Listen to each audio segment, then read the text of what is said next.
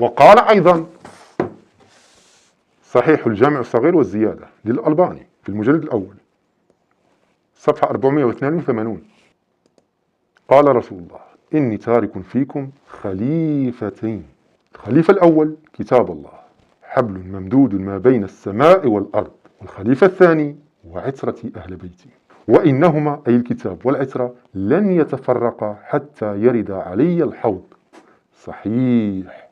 والحديث السابق الذي قرأته عليكم أيضا صحيح، إني تارك فيكم ما إن تمسكتم به لن تضلوا.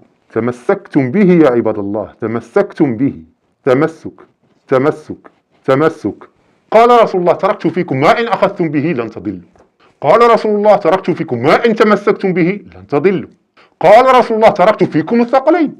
قال رسول الله تركت فيكم خليفتين. أي لفظ آخر تريد من رسول الله أن يقول؟ هل يوجد أصرح من هذه الألفاظ؟